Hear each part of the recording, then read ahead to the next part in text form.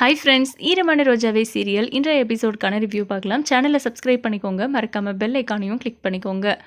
அழகரையும் குமாரையும் பார்த்த வெற்றி கண்டிப்பாக மலரோட இந்த நிலைமைக்கு இவங்க தான் காரணமாக இருந்திருப்பாங்க.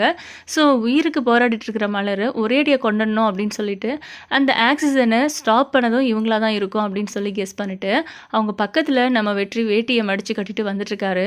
அதுக்குள்ளே ஸ்டார்ட் ஆகாமல் இருந்த வண்டி ஸ்டார்ட் ஆகி அழகரும் அவங்களோட ஃப்ரெண்டு குமாரும் கிளம்பி போயிடுறாங்க. வெற்றி பயங்கரமாக கத்துறாரு, நீ கையில் சிக்கணுன்னா உன்னை நீ தொலைஞ்சடா அப்படின்னு சொல்லிட்டு பயங்கர கோபமாக கத்திட்டுருக்காரு. உடனே தங்கராசு கனியெல்லாம் என்னாச்சு எதுக்கு இப்போ கத்துற, வா எங்க அப்படின்னு சொல்லிட்டு கூப்பிட்டு கேட்கவும், ஒன்றும் இல்லை, இப்போ அழகர் இங்கே வந்திருந்தான், அவன் தான் மலரோட ஆக்சிஜன் சிலிண்டரை ஆஃப் பண்ணிட்டு போயிருப்பான் அப்படிங்கிற மாதிரி. அவன் எதுக்கு இங்கே வந்தான் அப்படின்னு சொல்லிட்டு எனக்கும் அதே டவுட்டு தான். அவனுக்கு கண்டிப்பாக இந்த விஷயம் தெரிஞ்சிருக்கும். மலரை அதாவது இந்த மாதிரி குத்தி இந்த நிலைமைக்கு ஆளாக்குனதும் இவன் தான் காரணமாக இருப்பான் அப்படிங்கிற மாதிரி. எப்படி சொல்கிற அப்படின்னு சொல்லி கேட்கவும், ஆமாம், ஏற்கனவே மலரோட வாழ்க்கையிலையும் அகிலாவோட வாழ்க்கையும் விளையாடினது போதாதுன்னு இப்போ மலரை கொலை பண்ணுற அளவுக்கு வந்திருக்கிறான், எல்லா தில்லுமுள்ளும் இவனால தான் இருக்கும் அப்படின்னு சொல்லிட்டு நம்ம வெற்றி பயங்கரமான அதுவும் ஸ்ட்ராங்கான ஒரு சந்தேகத்தை அழகர் மேலே வைக்கிறாரு அப்படிங்கிறது. ஸோ வீட்டில் இருக்கிற எல்லாருக்கிட்டையும் இதை பற்றி ஷேர் பண்ணாலும் கண்டிப்பாக அது உண்மையாக இருக்கிறதுக்கு வாய்ப்பு இருக்குது. ஏன்னா அழகர் அப்படிப்பட்ட ஆள் தான் அப்படிங்கிற மாதிரி எடுத்துக்கிறாங்க.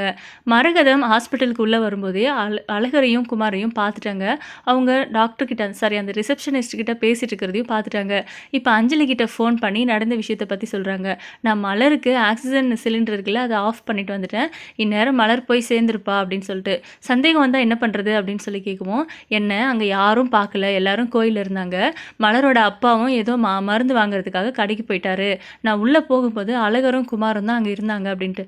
ஐயோ, அவங்க உங்களை பார்க்கலையான்ட்டு. அவங்க என்ன பார்க்கல, நான் தான் அவங்கள பார்த்துட்டேன் அப்படின்ற மாதிரி சொல்கிறாங்க. ஸோ இந்த விஷயம் நம்ம மரகதம் சொல்லும்போது கண்டிப்பாக அழகர் அப்படிங்கிற பேர் அவங்க சொல்ல மாட்டாங்க. இந்த மாதிரி ராசுதுரையோட தங்கச்சி பையன் அப்படிங்கிற மாதிரி தான் சொல்லுவாங்க இல்லையா. அதை கேட்ட உடனே அஞ்சலிக்கு ஒரு சந்தோஷம். ஏன்னா ஏற்கனவே அழகர்கிட்ட தான் நம்ம கேட்டோம் மலரை கொலை பண்ணுறதுக்கு ஹெல்ப்பு, ஆனால் அவன் முடியாதுன்னு சொல்லிட்டான். இப்போ மலர் இந்த நிலைமையில் இருக்கிறதுக்கு நம்ம தான் காரணம்னு சொல்லி கண்டுபிடிச்சிருவானோ அப்படிங்கிற மாதிரி அவங்க பயப்படுறாங்க. ஸோ கண்டிப்பாக என்னோட கெஸ் படி நம்ம அஞ்சலி மலரை பார்க்குறதுக்காக ஹாஸ்பிட்டலுக்கு வருவாங்களோன்னு தோணுது. ஏன்னா அவங்க வந்தாங்களன்னா வெற்றிக்கு அஞ்சலி மேலே ஒரு சந்தேகம் வராமல் இருக்கிறதுக்கு நிறைய வாய்ப்புகள் உண்டு. அப்படிங்கிறதுனால என்ன நடக்க போகுது அப்படிங்கிறத வெயிட் பண்ணி பார்ப்போம். இந்த வீடியோ பற்றின உங்களோட கருத்துக்களை கமெண்ட் பண்ணுங்கள். இந்த வீடியோ பிடிச்சிருந்தா ஒரு லைக் கொடுங்க. நன்றி.